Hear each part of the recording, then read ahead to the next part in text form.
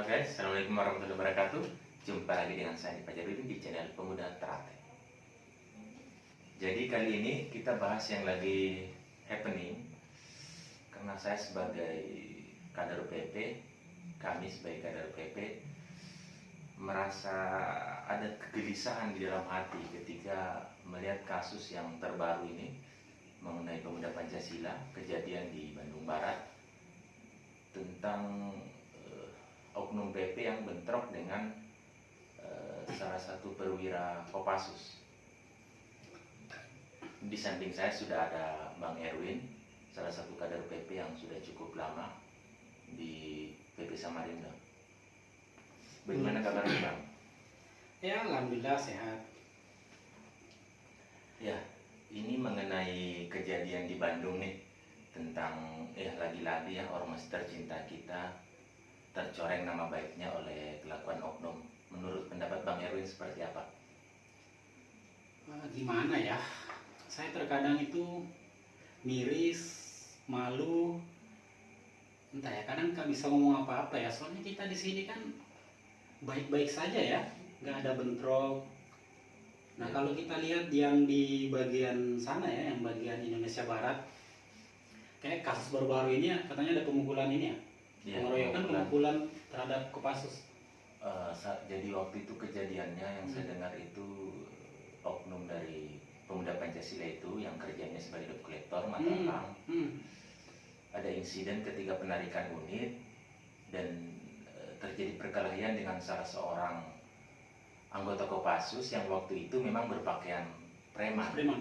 Jadi tidak diketahui pada akhirnya. Miris sekali ya. Aku lihat komen-komennya itu negatif semua tentang PP. Ada bahkan yang bubarkan saja ormas ini, bubarkan saja, mereka semuanya preman, mereka itu nggak ada gunanya. Pokoknya yang negatif semua lah, kita dianggap preman. Sementara kan tidak semua orang-orang yang tergabung di dalam ormas PP ini adalah preman. Mungkin oknum saja, dan itu kebanyakan di area sana, di daerah Indonesia Barat. Kita di sini bahkan sesama ormas itu akur, dan belum pernah ada kabar tuh ormas antar ormas. Kita kan di sini kayak lumbungnya ormas ya di daerah kita ini. Dan belum pernah ada satupun bentrok ormas. Coba lihat berita, nggak kayak di sana ya, Indonesia Barat itu selalu itu ada bentrok antar ormas dengan ormas. Kita malah di sini saling bantu. Nah, waktu saya kerja di proyek kemarin itu, nah kita ketemu sama dari ormas lain. Nah, dia tahu saya dari ormas PP, saya juga tahu dia dari ormas lain, dengan atribut-atributnya. Terus kita ngobrol, kita kenalan, nggak ada masalah, kita traktiran, minum kopi, itu di tempat kerja, nggak ada masalah. Bahkan kita saling dukung, tukaran nomor telepon, saling kabari ya kalau ada apa-apa mungkin bisa dibantu. Sementara di luar, barangkali karena kembali ke oknumnya. Betul. Kembali ke oknumnya. Contoh itu, ingat nggak tahun kemarin yang ada oknum PP katanya ngutang kopi berulang kali itu sampai 6 atau 7 kali. Nah, giliran ditagih kok malah mukul gitu, malah nyerang ya, malah. Oh iya, yang kasus sama warga PSAT. Iya, warga PSAT katanya. Sehebat apapun kita sebenarnya ya, sebesar apapun pangkat kita, nah kalau kita ngutang ya dibayar lah. Seharusnya kita nih yang sopan sama orang dong, kita yang berutang. Ya kalaupun dia marah misalkan lagi dalam keadaan marah, ya kita maklum lah. Betul. Sudah lebih dari 5 kali kan, 6 kali, nggak tahu 7 kali kan ngutang kopi yang ditagih malah nyerang ya, mungkin pengaruh dia pesilat ya, jadi ada gerakan refleks yang membanting. Ya itu aku lihat videonya sampai kepalanya bocor. Iya. Dan saya pas kejadian itu saya sempat dilematik tuh, karena saya sebagai kader PP, saya juga warga PSAT. Iya, warga PSAT bentrok dengan PP. Iya. Waktu saya benar-benar nggak enak di posisi tengah kayak gitu tuh. Sampai channel saya kemarin itu ada yang saya pakai teman pakai atribut PP melakukan gerakan-gerakan silat PSAT itu sampai dibully. Iya, aku lihat videonya kemarin ya. Teman gimana ya? Teman yang di itu ya? Ya, yang badannya agak gemuk gitu ya. Ya, dia kan memang kader PP kan, sering pakai atribut biasa celana. Dibully akhirnya ya. dibully karena memang bahkan di tubuh organisasi saya sendiri PSAT itu ya itulah karena memang Karena citra PP itu akhirnya rusak ya, karena ulah-ulah oknum. oknum. Kalau kita mau lihat dari sejarah berdirinya PP sendiri sangat bagus ya kan. Iya, sampai orang PP ya, orang PP, orang PSHT juga. Iya, saya warga PSHT 2020. Nah, kita kembali lagi ke yang sana. Iya. Sebenarnya memalukan sih sebenarnya oknum-oknumnya ini. Nah, karena dari oknum ini maka tercemarlah semua. Iya, karena orang termasuk kita gitu. Mereka tidak tahu nama individu yang melakukan tindakan. Mereka taunya ini. Iya. Baju kita. Iya, ininya. Organisasi kita. Nah, akhirnya begitulah. Padahal kita untuk di Kalimantan Timur, khususnya di Samarinda itu benar-benar luar biasa. Kita berusaha untuk memperbaiki nama baik dari organisasi cerita kita Pemuda Pancasila. Iya, bahkan kita nggak pernah ya terjadi bentuk, bahkan berkelahi pun kita dipesan sama ketua kita, kalaupun misalkan tiba-tiba ada insiden di jalan, misalnya persenggolan, kemudian orangnya emosi apa, dan kita bawa atribut, misalkan tas kita nih kan ada biasa kita pakai tas lempang, tas PP. Misalnya kita pakai itu kita nggak boleh berkelahi, kita harus mengalah, karena kita tidak boleh. Iya, karena kita kan bawa urusan pribadi, kemudian kita sangkutkan ke organisasi untuk kepentingan itu loh, pribadi. kita bahkan di sini hebatnya itu kita dilatih untuk kalaupun kita tidak dalam keadaan salah, kemudian terjadi insiden, kemudian kita diperhadapkan dengan masalah yang bisa saja kita bentrok nih, bentrok pribadi nih, antara satu ini pengendara dengan kita sama-sama pengendara yang terjadi insiden, tapi karena kita ada atribut yang bisa dikenal orang, kita hindari loh, kita ngalah, kita minta maaf. Sorry, saya minta maaf yang tadi kita bersenggolan, sama-sama salah. Kita meskipun kita pengen berkelahi, tapi kalau kita bawa atribut nggak jadi kita. Karena saking kita jaga nama baik ini loh. Nah, sementara di sana, di Indonesia Barat itu ya, nggak tahu daerah apa yang kemarin itu ya, yang jelasnya di bagian sana itu, kalau kita lihat komen-komen memang jelek PP-nya itu. Bahkan kemarin waktu di podcastnya Dedi, kan ada ketua kita kan? Ketua kita, Pak Yapto. Aku lihat komennya, minta dibubarkan. Pak, urus tuh anak buahnya, nggak benar tuh. Iya, makanya saya banyak preman gitu. Karena memang saya pun malu waktu nonton video kemarin itu, berita itu, bagaimana caranya kita bisa mendukung sahabat kita, saudara kita, karena kita sama ormas, tapi dia minum kopi nggak bayar, ya kan kemudian dikeroyok Mas Totoknya ya, Mas Totoknya. Iya, kasihan loh, memang kurang ajar banget sebenarnya, meskipun kita juga orang PP, tapi itu tindakan oknum yang seperti itu, meskipun jabatannya ketua, itu kurang ajar banget itu. Iya, betul. Iya, itu sangat tidak dibenarkan. Jadi memang ya gimana ya, semoga ini ketua kita bisa dengar dan bisa dibenahi kembali ya. Karena banyak sekali yang menyalahgunakan ini. Akhirnya kita yang sebenarnya berusaha untuk menjadi bagian dari masyarakat pun kayak merasa sudah mulai jauh dari masyarakat, orang sudah mulai jijik sama kita jadinya gara-gara oknum-oknum itu. Padahal kita bagian dari masyarakat di sini ya. Kita selainnya ya itulah, kita bagian dari masyarakat sebenarnya. Kalau saya melihat ini karena semua itu kembali kepada niat dan tujuan dari orang-orang tersebut. Kader-kader tersebut ketika bergabung dengan organisasi. Jadi kalau dia sudah punya tujuan-tujuan yang tidak baik sejak awal, biasanya pada akhirnya akan menjadi benalu, jadi kerikil di organisasi. Kalau kita sendiri, saya sendiri pribadi dan teman-teman saya, karena saya kebetulan aktif di kepengurusan Ranting Mugrejo, di Kelurahan Mugrejo. Jadi karena memang niat awal kita itu ingin agar kita punya wadah untuk bersilaturahim dengan teman-teman, berkontribusi kepada masyarakat. Jadi kegiatan-kegiatan PP khususnya di Samarinda ini yang saya lakukan dan teman-teman saya, dan bahkan saya lihat sebagian besar kader-kader PP di Samarinda itu benar-benar aktif untuk masyarakat. Iya, kayak banjir kemarin itu orang PP terjun dan di video saya itu banyak tuh tentang banjir. Iya, dan itu bersinergi dengan TNI, kepolisian, beserta ormas-ormas lain juga. Indahnya itu, indahnya kita karena di sini. sebetulnya kalau kita lihat sejarahnya, Pemuda Pancasila ini bisa kita bilang adik kandung dari TNI.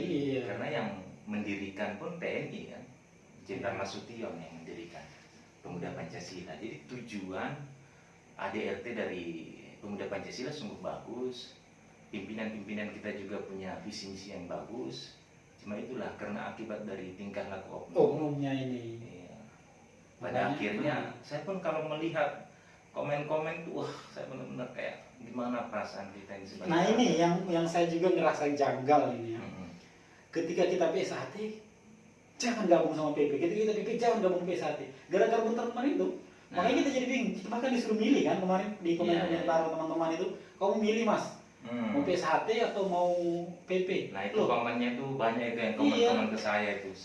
Sampai akhirnya ada momen dimana saya terpaksa saya supaya tetap kondusif, terpaksa video-video saya banyak yang saya take down untuk menghindari komen-komen hate dari masyarakat. Tapi saya dukung PSHT waktu itu. Saya kader PP ya. Saya kader PP, saya dukung PSHT. Seharusnya orang PP itu minta maaf, bila perlu didenda, dan jangan pernah mengulangi tindakan-tindakan seperti itu.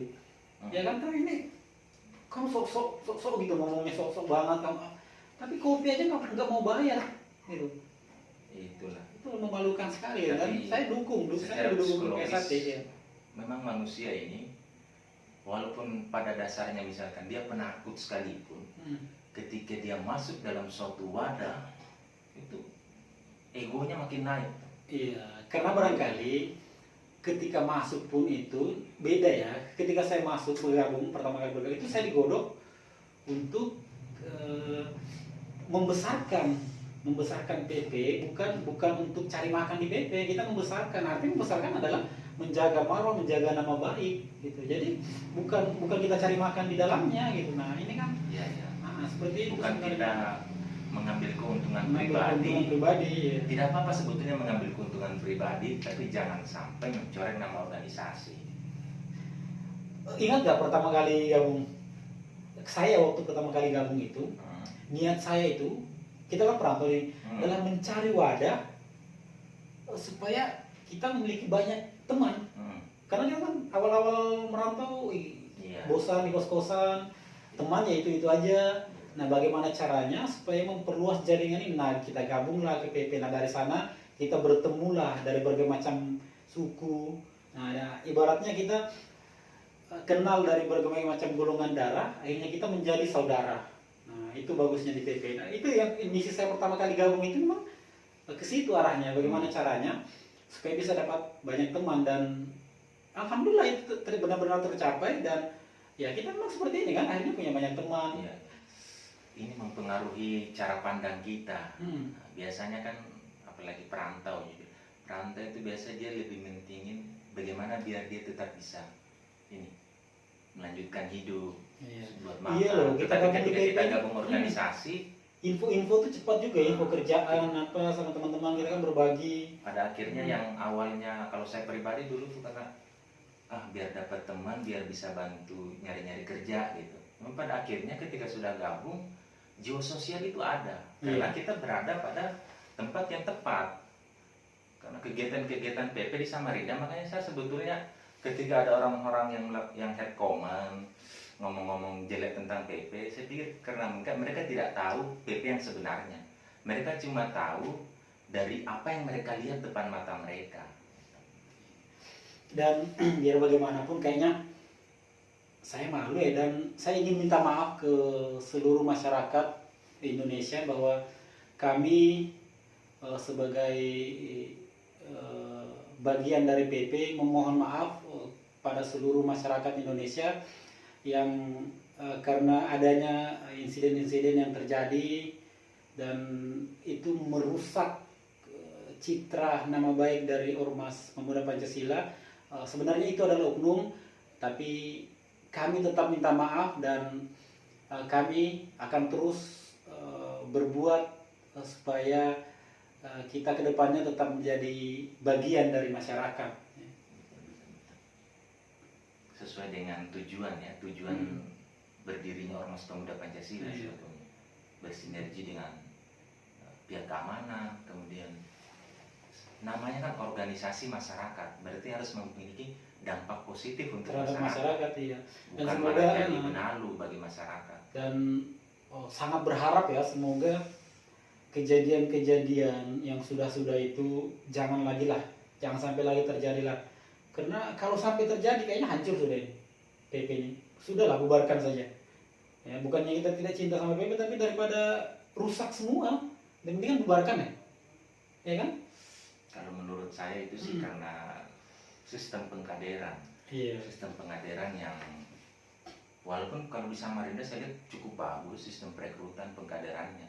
Cuma mungkin di luar kita nggak tahu karena jumlah anggota PP ini wah jutaan di seluruh Indonesia. Iya. Karena Pemuda Pancasila ini kan bukan organisasi yang cuma ada di Kalimantan Timur misalkan atau cuma di Pulau Jawa, tetapi ini seluruh Indonesia ada. Iya. Iya. Jadi kalau saya melihat sebetulnya bukan organisasinya yang salah. Iya.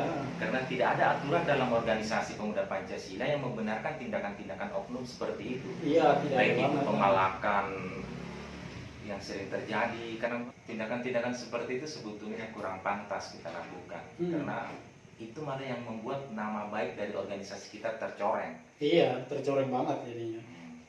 Jadi ini ada, sebelum kita tutup ini, kan udah larut malam juga, ada ini nggak pesan-pesan atau kesimpulan atau buat pesan-pesan buat teman-teman seluruh? Begini, jadi saya sebagai kader Pemuda Pancasila, saya mengajak nih untuk rekan-rekan kader Pemuda Pancasila di seluruh Indonesia agar kita mungkin pribadi, karena saya harus akui bahwa di organisasi Pemuda Pancasila itu semua lengkap.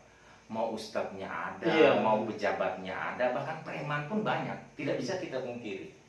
Nah, cuman kan seperti katanya Pak Yapto, kita mau yang bajingan itu jadi baik, yang haram jadah itu jadi bersujud di sajadah. Itu saya ingat banget kata-kata ketua itu. Makanya itu yang kenapa saya walaupun banyak yang tidak suka dengan Pemuda Pancasila, saya tetap bertahan, saya tetap cinta, karena saya paham sebetulnya tujuan dari Pemuda Pancasila. Nah, jadi meskipun tercoreng sama oknumnya, dan itu hanya oknum lah. Gitu. Jadi saya berharap untuk semua rekan-rekan Pemuda Pancasila di seluruh Indonesia, mari deh kita mulai dari diri kita, karena kita ini menjadi, ketika kita menggunakan atribut Pemuda Pancasila, kita ini menjadi ujung tombak untuk menjaga nama baik organisasi kita gitu. Kalau secara pribadi mungkin kita arogan dan sebagainya, tetapi kita membawa nama organisasi, marilah kita bijak, dewasa, karena ini masalahnya Pemuda Pancasila organisasi besar, kita harus menjunjung nama baiknya kayak begitu. Jadi pertama saya menghimbau untuk kader-kader Pemuda Pancasila dan untuk masyarakat Indonesia, netizen-netizen yang budiman, ya saya minta maaf sih, memang saya akui tindakan-tindakan oknum itu sangat banyak yang membuat masyarakat tuh akhirnya sampai kayak udah bubarkan Pemuda Pancasila gitu, organisasi preman nggak benar gitu. Sebetulnya tidak seperti itu juga, walaupun ada oknum seperti itu, tapi pada kenyataannya Pemuda Pancasila memiliki tujuan yang baik. Buktinya seperti yang kita lakukan di daerah kita ini kan, bersinergi dengan masyarakat, bersinergi dengan TNI Polri, bahkan dengan organisasi-organisasi lain seperti itu. Jadi kita tidak bisa mengambil sebuah peristiwa untuk dijadikan itu sebagai menjudge ormasnya itu ya. Menjudge ormasnya. Jadi terima kasih untuk waktunya Bang Erwin. Sampai jumpa lagi nanti di video-video selanjutnya. Untuk dulur-dulurku, salam persaudaraan, salam santun. Pancasila Abadi.